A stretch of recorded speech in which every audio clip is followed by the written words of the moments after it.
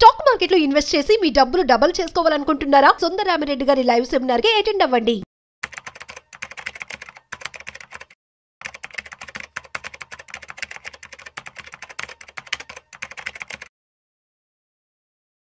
నమస్తే మాధురెడ్డి గారు. నమస్తే అండి. మాధురెడ్డి గారు, ఒక్కసారి బంగారం వెండి ధరల గురించి కాస్త డీటెయిల్డ్ గా మాట్లాడుకుందాము. బంగారం విషయానికి వస్తే 24 క్యారెట్లు 10 గ్రాముల ధర 1,13,300 దగ్గర ట్రేడ్ అవుతుంది. అంటే ఒక గ్రాము 24 క్యారెట్లు 11,330 రూపాయలు. 22 క్యారెట్ల విషయానికి వస్తే 10 గ్రాముల ద్వారా 1,02,000.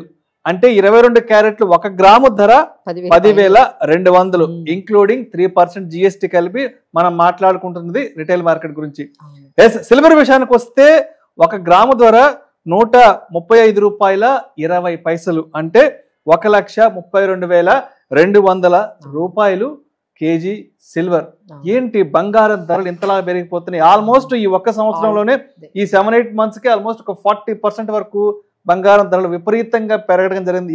త్వరలో దీపావళి కూడా రాబోతుంది అండ్ మేజర్ ఫెస్టివల్స్ కూడా రాబోతున్నాయి కాబట్టి ఎలా ఉండబోతున్నాయి అంటే బంగారం వెండి ధరలు? సో హిస్టారికల్ మనం అంటే హిస్టరీలోనే ఎప్పుడు ఇంత బంగారము ఇంత తక్కువ టైంలో ఇంత ఎక్కువ పెరిగింది ఎప్పుడు జరగలేదండి.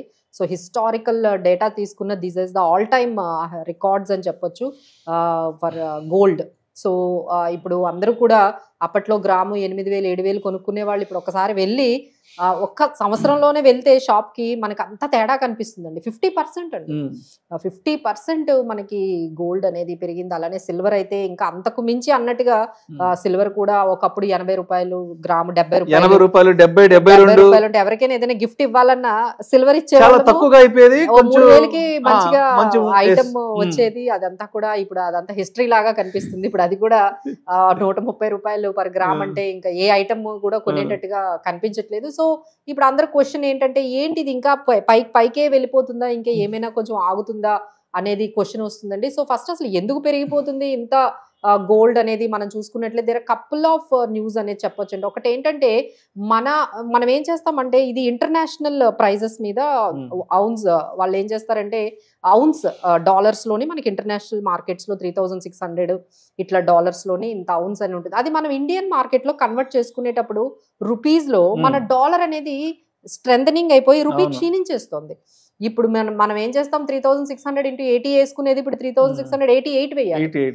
సో ఇంత 88 ఇప్పుడు 89 ఇట్లా 88.45 అయిపోతుంది. సో ఎంత అయితే మనకి ఎగైనెస్ట్ డాలర్ రూపీ క్షీణిస్తుందో బంగారం అనేది ఇంకా అంత పెరిగిపోతుందండి.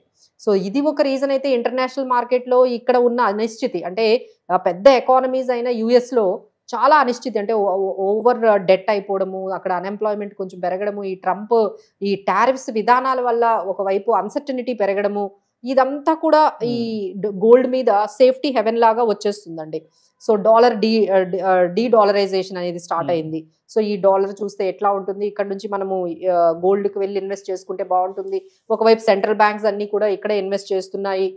ఇవన్నీ కాకుండా మనకి ఇంకా జియో పొలిటికల్ టెన్షన్స్ అయితే అవి కంటిన్యూ అవుతూనే ఉన్నాయి. ఇంకా కొత్తగా పోలాండ్ కూడా ఈ జియో పొలిటికల్ టెన్షన్స్ లోని స్టార్ట్ అవుతూ ఉన్నాయి. అంటే అక్కడక్కడ మనకి పొలిటికల్ గా మనకి జరుగుతూ ఉన్నాయి. సో వీటన్నిటికీ మనకి ఇంపాక్ట్ ఏంటంటే ఈ గోల్డ్ పెరగడం అనేది మనకు కనిపిస్తుంది. బట్ సిల్వర్ పెరగడానికి అది రీజన్స్ వేరండి. సిల్వర్ ఏంటంటే ఇండస్ట్రియలైజేషన్ యూసేజ్ బాగా పెరిగింది. అంటే సోలార్ ఎనర్జీ అనేది ఎంత క్లీన్ ఎనర్జీ అనే కాన్సెప్ట్ ఆల్ ఓవర్ ఇండియాలోనే అంటే బిగ్గెస్ట్ ఎకానమీస్ అయినా మీరు అక్కడ యుఎస్ కానీ చైనా కానీ next biggest economy India.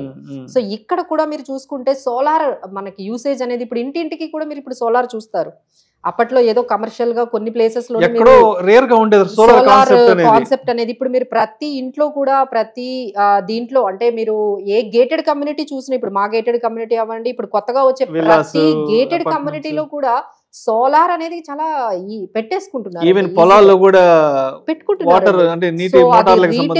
Retail వరకు వచ్చేసింది. అంటే ఇండివిజువల్ లెవెల్ వరకు సోలార్ ని వాడడం అనేది వచ్చేసింది. సో అక్కడ వల్ల మనకి ఇండస్ట్రియలైజేషన్ కన్సంప్షన్ సిల్వర్ బాగా పెరుగుతుంది. ఇంకా ఈవీ అనేది next biggest thing is happening in India, that is EV అండి. ఇప్పుడు ఈవీ స్టేషన్స్ చూస్తే అన్ని చోట్ల మనకు ఉంటున్న ఈవీ కార్లు, ఈవీ 2 వీలర్స్. అంటే మన పెనిట్రేషన్ ఇప్పుడు ఏంటంటే మిగతా మనం అడ్వాన్స్డ్ కంట్రీస్ లో చూసుకుంటే ఈవీ వాడకం 40% ఉంటుంది, మన దగ్గర ఇంక ఇప్పుడు ఓన్లీ 10% ఉంటుంది. జస్ట్ ఇమాజిన్ ఇంకొక 20% పెరిగినా ఎన్ని ఈవీ వెహికల్స్ మనకి కనపడతాయి, ఎంత ఇన్ఫ్రాస్ట్రక్చర్ కావాలి. సో ఈ ఈవీ వెహికల్స్ లో కూడా మనకి ఈ సిల్వర్ అనేది యూసేజ్ కనిపిస్తుంది.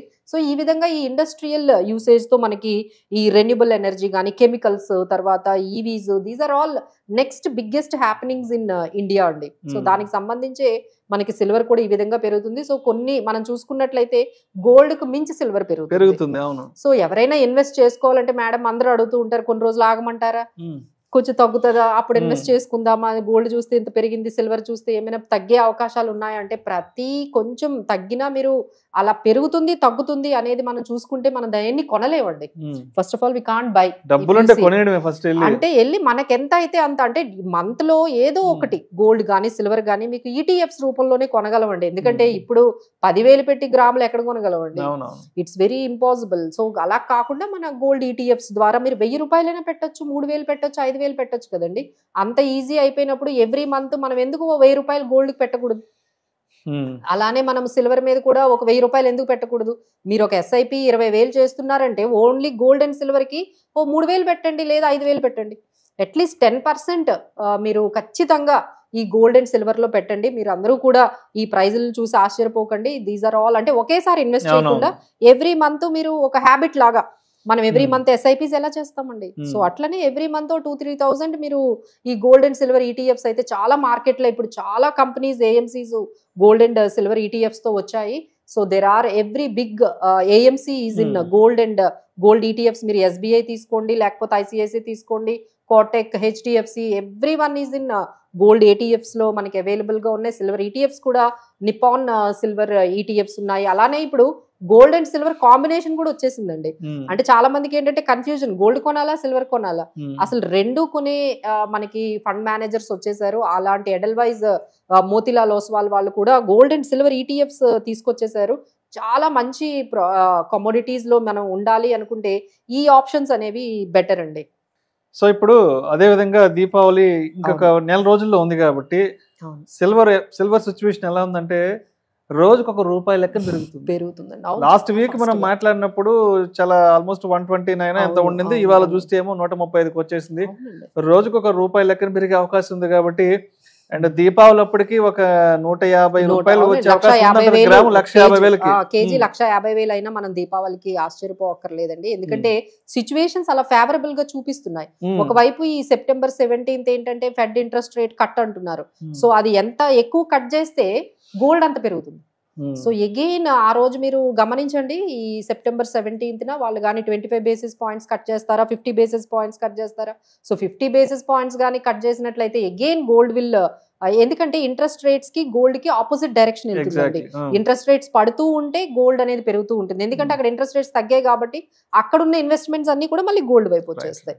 సో ఈ విధంగా పెరిగే అవకాశాలు ఎక్కువగా కనిపిస్తున్నాయి. సో చూసి భయపడకుండా ఇన్వెస్ట్ డిఫరెంట్ టైమింగ్స్ లో ఎవ్రీ మంత్ కొంత అమౌంట్ అనేది పెట్టుకోవడం అనేది ఒక హ్యాబిట్యుయేటెడ్ చేసుకుంటే మన మొత్తం పోర్ట్ఫోలియోలో ఇది చాలా మీకు హెడ్జింగ్ లాగా ఈ gold and silver me పోర్ట్ఫోలియోకి use అవుతుందండి. రైట్.